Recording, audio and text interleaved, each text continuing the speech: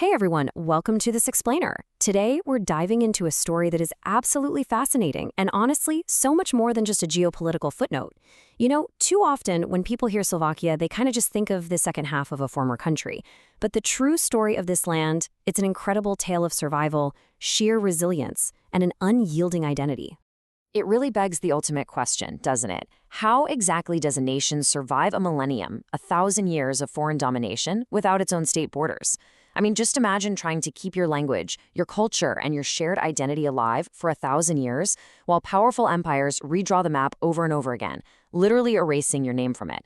It is the ultimate underdog story, and that is exactly what we're going to trace today. Okay, let's dive into this. Section 1. Origins and Early Glory. Ancient Roots.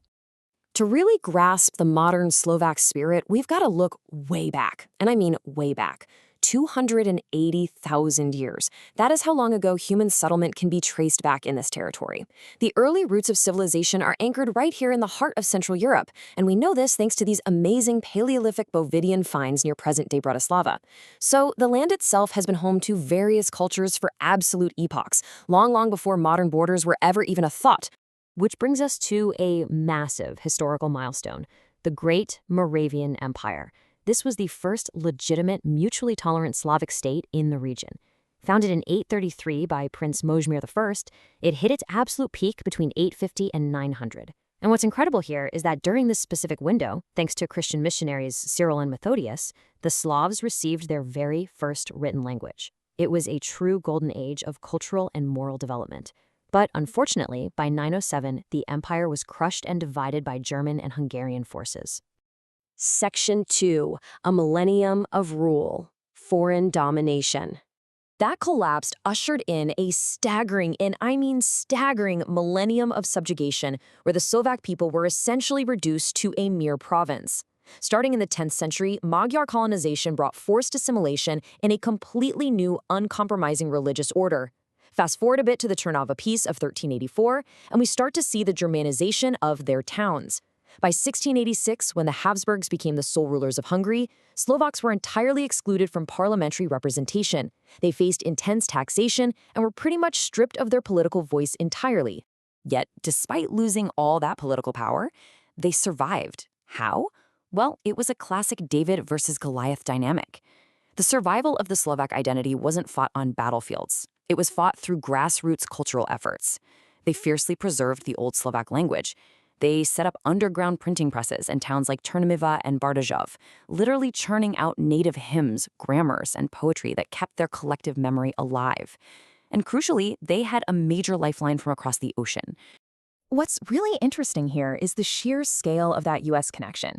You had these massive diaspora communities in cities like Pittsburgh, Cleveland, and Chicago. And they weren't just sitting back and watching. They essentially funded and rallied for Slovak independence from across the Atlantic. They formed the Slovak League of America in 1919 and literally flooded the U.S. Congress with over 30,000 letters demanding their homeland's right to self-determination. They kept that geopolitical question burning brightly when it was illegal to do so back home. Moving right along, Section 3, the 20th century, a roller coaster era. So, that immense external pressure finally helped put the Slovaks back on the map. Following World War I, the first Czechoslovak Republic was proclaimed in 1918. But the new joint homeland was immediately plagued by friction. On one hand, you had the Czech perspective, which focused on a highly centralized state, viewing the two groups as a single, unified nation. But on the flip side, the Slovak perspective was totally different. They expected autonomy. They expected a federal structure. Instead, they very quickly felt ignored, politically marginalized, and honestly treated like a minority in their own new state. And that friction laid the groundwork for some serious geopolitical whiplash. In 1939, right amidst the chaos of World War II, an independent Slovak Republic was declared, controversially aligning with the Axis powers. Then, by 1944, a heroic anti-fascist resistance launched the Slovak National Uprising, though it was brutally suppressed. Shortly after the war, in 1948, a communist coup d'etat established a strict totalitarian regime. Just a rapid succession of massive, dramatic pendulum swings. All this turbulence ultimately led to 1968, yielding a brief, glowing window of hope known as socialism with the human face. Led by Alexander Dubček, this reform movement sought to restore basic human freedoms. We're talking speech, press, assembly.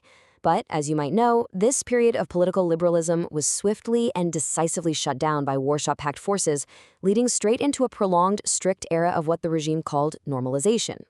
Section 4. Independence. Growing pains. It wouldn't be until the late 1980s that the grip of communism finally loosened, launching us into the modern era of sudden independence. The Velvet Divorce of 1993? Wait, what? Yeah, actually, the split wasn't a popular grassroots demand at all. While the 1989 Velvet Revolution was this beautiful, peaceful ousting of communism, the subsequent division of Czechoslovakia was largely a top-down political maneuver. It was essentially forced upon many citizens who actually didn't want the federation to end in the first place. So suddenly, 4.4 million citizens woke up in a brand new standalone state. Now, they had $12 billion in GDP, sure, but there was a massive problem. They had a complete void of legitimate functioning state institutions, literally none. They had to build a nation's entire infrastructure from absolute scratch overnight. And as you might guess, that institutional vacuum was quickly exploited. The Mečiar era from 1994 to 1998 was highly controversial. Vladimir Mečiar implemented this unusual political business model, which was pretty much defined by uncontrolled privatization and corruption. So rather than moving toward the West like its neighbors were doing, Slovakia drifted away. They ended up being treated as a maverick by the international community, which severely delayed their European integration. And this brilliantly illustrates our final chapter. Section 5. Modern Slovakia. Path to Europe. Just when it seemed like the country was veering entirely off course, a broad coalition of reformers stepped in. They had a deliberate plan to rescue the economy and steer the country firmly back toward Europe. Step 1. In 1998, a new center-right coalition implemented rapid and sometimes painful market reforms alongside strict fiscal policies. And you know what? It worked. By Step 2, in 2001, they achieved acceptance into the OECD. Then came Step 3, which involved the monumental task of dismantling and rebuilding their institutions to comply with European Union requirements. They successfully repaired their banking sector and stabilized the entire economy. Let's actually look at the data to see where they stand today, objectively comparing modern Slovakia with its historical neighbor, Hungary. Today, Slovakia boasts a higher life expectancy and a much better, lower infant mortality rate. However, it's not all perfect. Challenges definitely remain in innovation, as Hungary significantly outpaces Slovakia when it comes to research and development expenditure. So the crucial takeaway here is this. Slovakia today is a nation of contrasts. They've seen reinvigorated foreign investment and rapid economic growth, and they've maintained a highly favorable debt-to-GDP ratio for decades now. Demographically, 85% of the population identifies as ethnically Slovak, and the country is rapidly transitioning from a traditionally rural society into a much more urbanized one. But we definitely have to note that real challenges remain. Regional poverty creates a really sharp rural-urban divide, and political fragmentation and populism continue to test their democratic resilience to this day. Which leaves us with this final thought. After surviving mighty empires that actively try to erase their language, navigating brutal world wars, enduring totalitarianism, and steering through some incredibly chaotic modern transitions, how will Slovakia's profoundly resilient identity shape its future in a rapidly changing Europe? I mean, they've proven they can survive against all odds. Now, the world watches to see how they will thrive. Thanks so much for joining me on this explainer. Keep asking questions, and I'll see you next time.